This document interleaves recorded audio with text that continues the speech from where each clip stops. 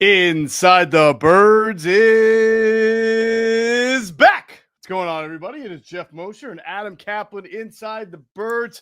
It's Tuesday. Eagles had a practice. We want to get you all the intel on the developments because there were some at practice. And then we thought it's a good idea as training camp starts to wind to an end. We're going to go through the draft class this year and really go through the players and see where they stand as we go down the stretch here at training camp. But yeah, lots of developments, Adam. I always say those first practices right after the preseason games is where you start to see the movement at the depth chart.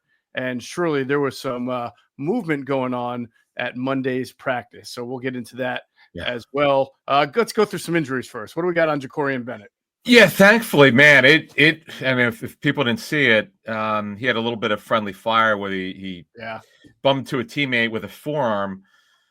You know, he left the game, didn't return, but thankfully he was not on the injury report, and he ran with the twos on Monday, not with the ones yet. Now he took ones last week.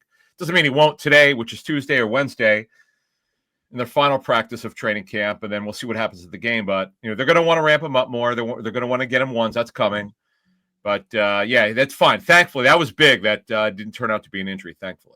Yeah, and listen, we'll get into this because you and I are both going to be at today's practice, correct? You'll be there. Yeah, oh yeah. Right. Yeah, and I'll be there. And we'll get into this on another pod soon. But it is really worth noting on Monday, there was, as you talk about Jacorian Bennett, there was some movement there. Keely Ringo not only saw some time with the twos, but the threes and no time on the ones, which is a new development, obviously. Jacorian Bennett, you heard Vic say, they're all going to get more. He wants Jacorian Bennett to get a fair evaluation. He wants to see him more. Just got here about 2 weeks ago, and you know they've had a bunch of off days, so you're going to see him get a chance. But Cooper DeJean now taking outside reps at corner in base, and McWilliams also getting some first team weird. Reps. Yeah, that's not a good sign. I'm not criticizing Mac. It's just was never their plan. Right. They just gave the answers to the test. You don't have to guess where they're at. They don't know who's going to start. They're not even close to knowing who's going to start. Mm-hmm. You know, we know Jory Jackson's taken the majority of them, of ones. We're not talking 80%, but over half of them. So this is not good. This is not what they were thinking. It's not what anyone was thinking. But here we are. Here we are in the second half of August, and they still don't know who's going to start. Right. Opposite Quinyon Mitchell. That's one thing they know is Quinyon Mitchell's a starter, but they've got a lot of guys, and this is why McWilliams, you can't say he's the backup to DeJean at nickel because they're trying to see if he could figure it out the outside corner. That was never their plan, but this is where they're at, and it's not a good thing, folks. We always shoot you real here. This is not what anybody wanted. Depth is not about how many players you have. It's about the quality of the player, and this is where we're at cornerback opposite Mitchell. Yeah, you heard Vic. Vic spelled it out. They're all kind of close. He's waiting for separation. He's not disappointed, but he's certainly You listen, when you hear him talk about a 9-year cornerback like Adoree Jackson and say it's time for him to show who he is or who he isn't, or that was quite the quote last week. Yeah, like you just know that he's looking for someone to separate. So, but there's still time before you have to push any panic buttons. But it's not a great sign for Keely Ringo. Of all of the people in the group, it's the worst sign for him. It shows you once again, what have I called OTAs? Oh, you call them the double A's, right? Double A? Double A baseball. It's double A baseball. I've been using that for 5 years. I just came up with it because I've been fooled so many times. It's kind of like, when am I going to learn it doesn't mean anything? Because you can't, there's no physical play. All the guys, they could just run with each other. You can't really touch the player, but you could, if you've got length and could run, you look good. And Ringo had 2 good off seasons, and then you get to training camp. It doesn't seem to take very long until it doesn't look good. Right. Like when it gets real, Right. I mean, it's like you go from double A, the pitching gets better, from double A to triple A, and he can't adjust to it. And then you get to the majors, he can't adjust at all. So it shows you height, weight, and speed only gets you so far, get you drafted. Yeah. You're intrigued by it, RES scores, but the tape is the tape. We told you about the stiffness for 3 years. It's not going away. Instincts are just not great. Quinyon Mitchell, the first day he steps on the field in training camp, once they got him out of nickel, you see the instincts immediately. You see this kid's a special football player. Mm-hmm. And shame on those teams who thought, oh, he can play in man coverage. You know, he did at the Senior Bowl, but they were worried about the level competition. Bill Polian told me that you always grade the player, not the jersey. Uh-huh. Right. And I remember that's one of the things I got from Bill over the years. And, you know, I'd peg him for, I'd say, hey, give me something. What do we look for? Because Bill had the pillars of evaluation, and he had like 10 of them. And he look, there was never perfect. Sometimes you're going to miss. Obviously, you're not going to get anything all the time right. But too often people get like it's like with Milton Williams, right? Louisiana Tech, lower level college football. Well, because you typically think, oh, bad coaching there, not great coaching, but the tape was really good, right? And that's why the Eagles based it on what they saw, and that's why they nailed that one. 100%. All right, we'll talk again more about that as we see more practice reps today and see what happens. And same thing on the offensive line and at safety.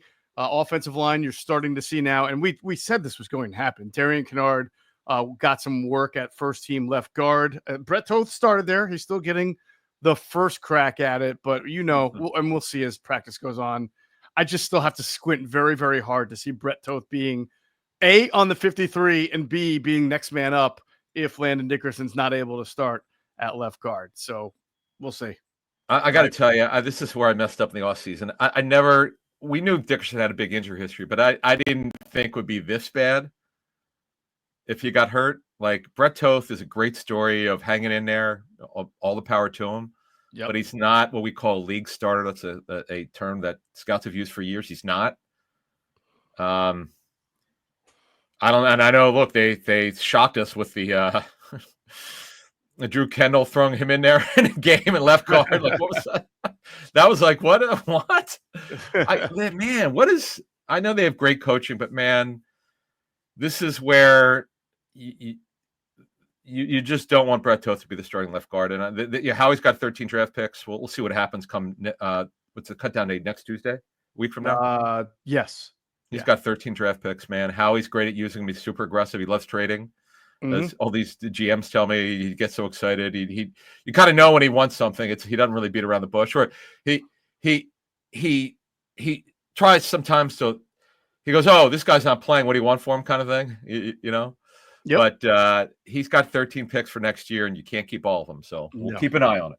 Right, and of course, it's safety. Good to see Andrew Mukuba get a little bump, work with the ones in the first practice after having a 2 takeaway game against the Browns. And Vic's right. You know, Vic, I love how he phrased it, because I even wrote it like this for Philly Voice. It was a really bad pass by Dylan Gabriel, and it was somewhat right place, right time for the fumble recovery. It's not like he jarred the ball out. He just happened to come out of the pack. However, so Vic acknowledged, okay, they botched it up more so than we made it happen. I couldn't believe he said that, by the way. I know. And funny, he said, I love it. I love this guy. Yeah. There's something to be said, he said, for making the play when it's there. And Mukuba did that. And so he ran with the ones, and, we'll see how those practices, and there's only a couple practices left. I mean, just this week, and they'll close it after the game. What's the game? Friday this week? Yeah, Friday. Yeah. So today and tomorrow, Thursday walkthrough, Friday game at the NYG. Yep. We'll get a couple days off. NYJ. Yeah. What did I say? G. Oh, same stadium.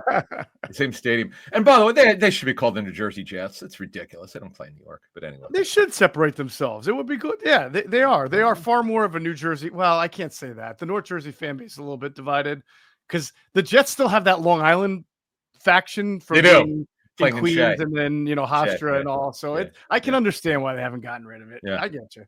Yeah. All right. That's for another show. Yeah, but real quick, Drew Mukuba. To me, it's even. I know that for most of camp it had been Sidney Brown. Well, it's because Mukuba missed over a week of practice, and then when he came back, he was limited. Mm-hmm. And Vic, like most older coordinators, either side of the football, they're not going to be pressured by the front office to play a higher graded or higher drafted player. He's going to play the guys who are not going to make mistakes, and if he thinks Mukuba's ready to go, he's going to start. That's just the way it is. But Mukuba's closing in on it. He's not there yet, but this is a really good sign. It's not just those individual plays. It's really smart guy, processes real well, but it's not easy to miss reps in camp, because that's the best evaluator you get initially is in practice, then you take it to the game. 100%. All right, good stuff there. So that's the developments. Let's get into going through the draft class and seeing where they're at, giving people the intel on what to expect from this draft class. Before we do that, we're going to hear a word from our great friends at Sky Motor Cars. Sky Motor Cars in Westchester is a different sort of dealership. All it takes is one look at their Highline pre-owned vehicles that people all over the country want and need. Owner Brett Schulter, make sure you don't spend a dime of your money before you purchase the car.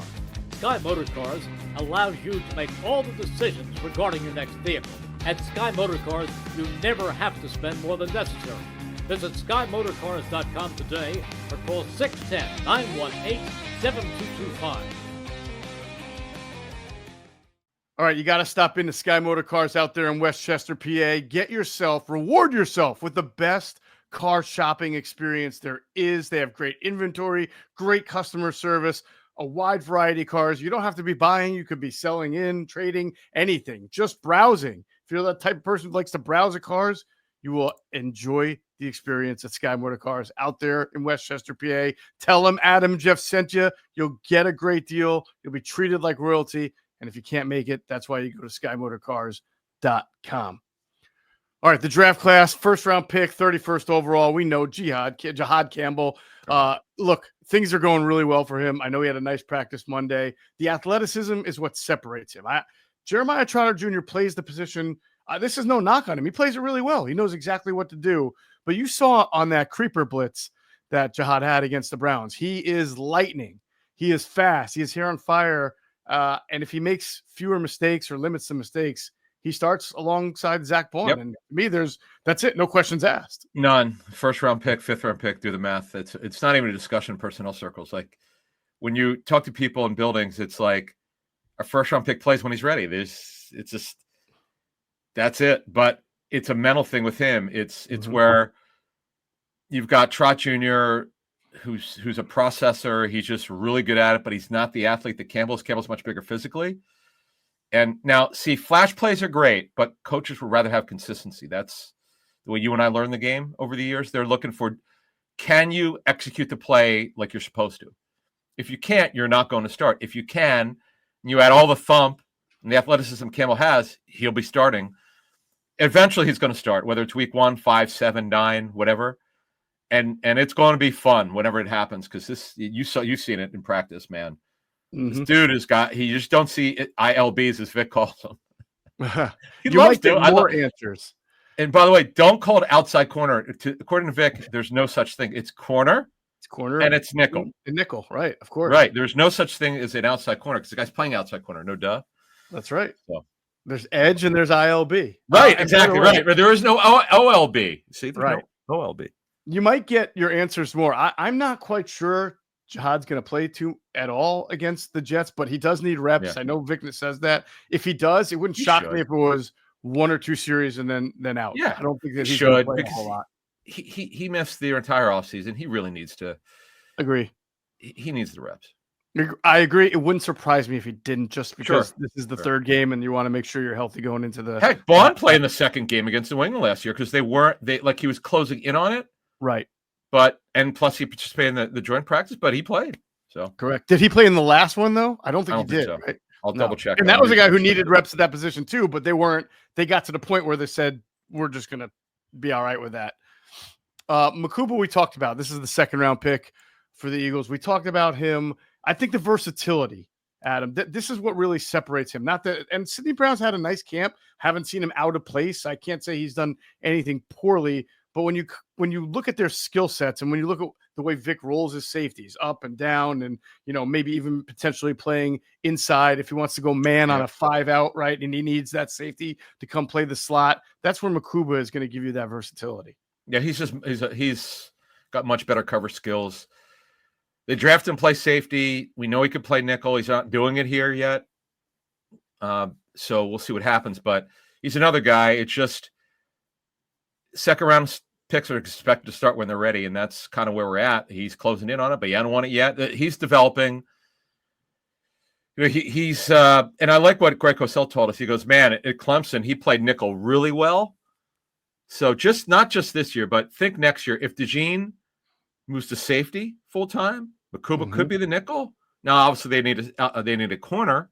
That's another thing. But this secondary's got a chance with Quinyon to be really, really good. And when is the last time it's been this young and this talented?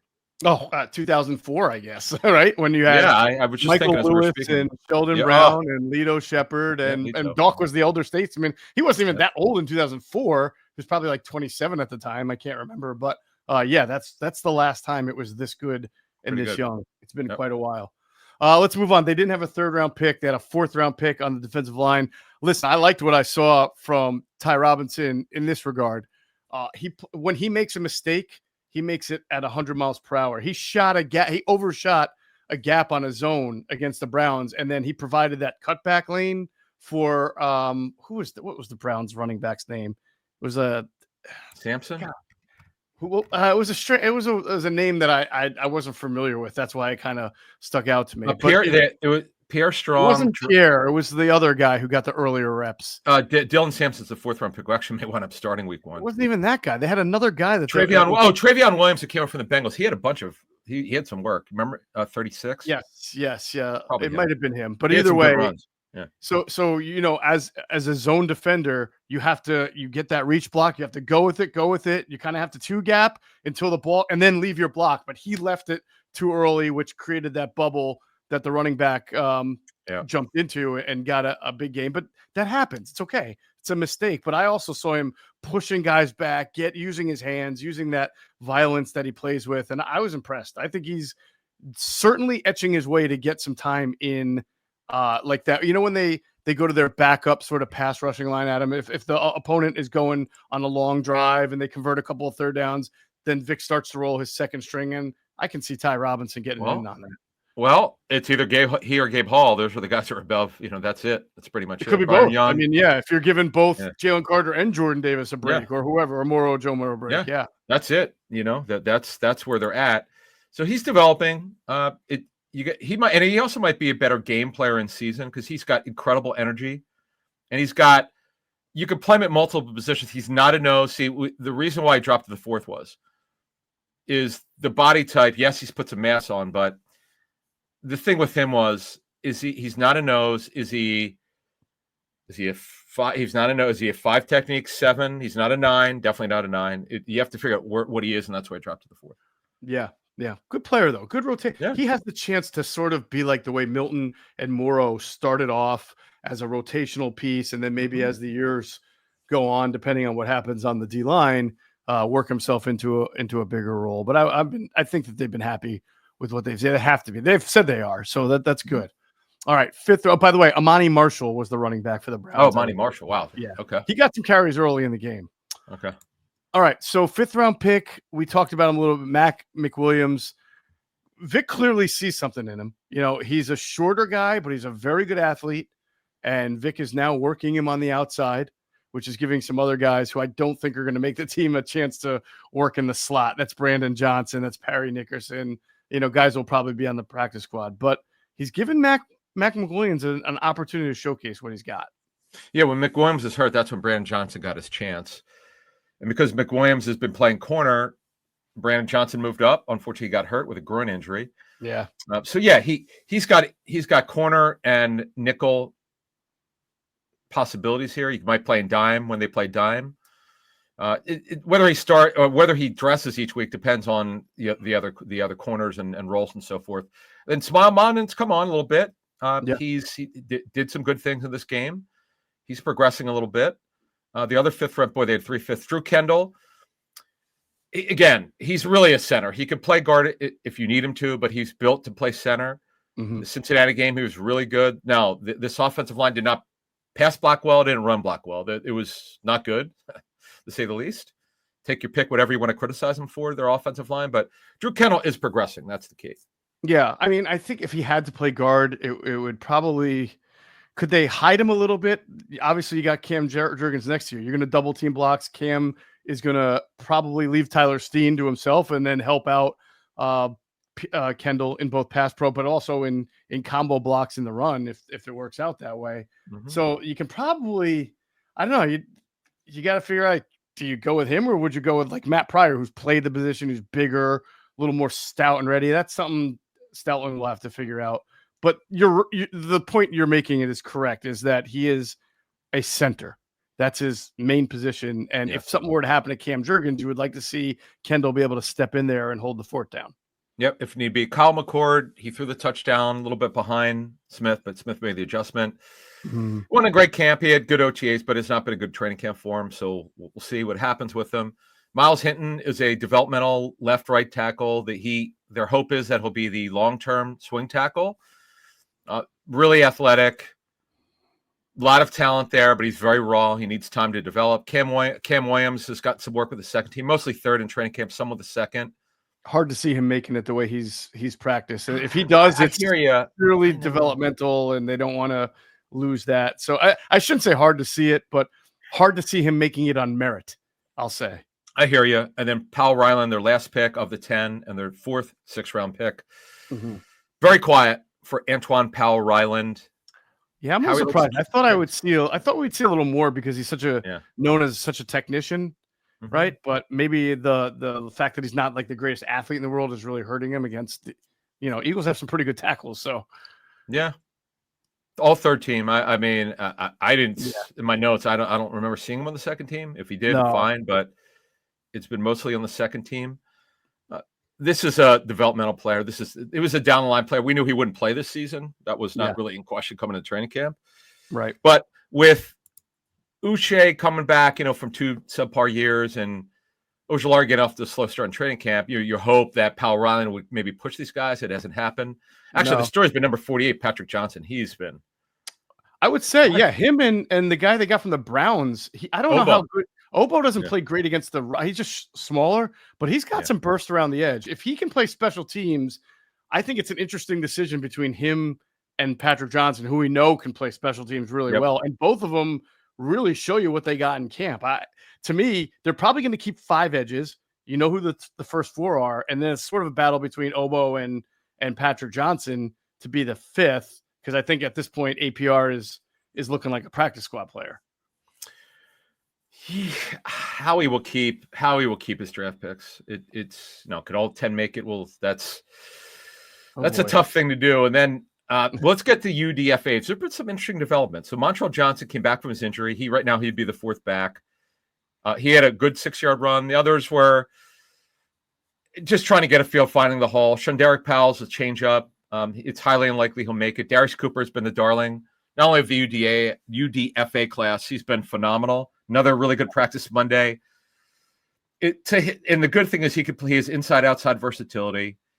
He's been a training camp superstar, but it's legit. It's not the Hank Basket make a spectacular catch downfield. He's doing just about everything. And plus, they've tried him on special teams. Yep. This guy's been a pretty good performer, no doubt. Yeah, plenty of first-team reps on Monday, which has been like the 3rd or 4th practice in a row that he's been getting first-team reps. I mean, this is not an accident. This is a guy who's got to be on the 53. I don't know at this point how you leave him off. Taylor Morin's been a nice story as a slot receiver. I don't know that he's going to make it, but he's certainly earned himself a spot. I would think on the practice squad for sure. Sure. Charles Jackson had a couple flashes. It's highly unlikely he'll make it. Holland Pierce is your typical developmental offensive lineman on a practice squad. Can't see him making it. He's got elite length. He's just got to get kind of slim down a little bit, work on technique and footwork. Lance Dixon flashed.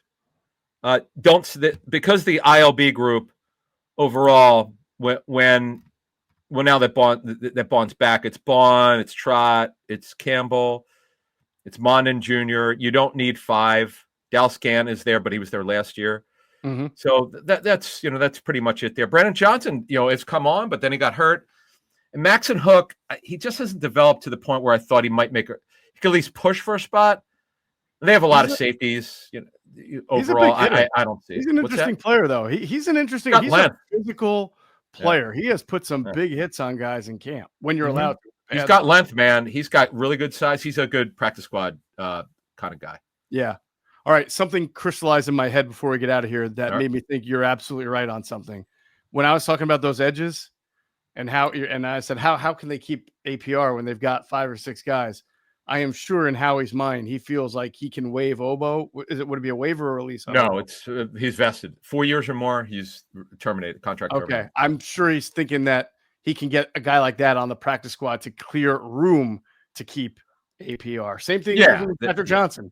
Those guys don't have to be kept on the 53, and then they can immediately be brought back on the practice squad. Right, because last year he did right, because last year Patrick Johnson was subject to waivers because he didn't have he was not vested yet. Now he's vested. Yeah. So it'll be very interesting, as you like to say, roster tango going on at the cutdown day to try to keep guys who don't deserve it and then bring back guys who did deserve it. Honestly, that's good. Like Terrace Marshall. That's one. Where that'll go down to the wire. Yep. They've done. Howie's done a good job of it. Where you have good relationships with agents. You say, listen, we want them. We got to keep our young guys. Let's get this done. Yep. So, all right. Good summary. Good summary there.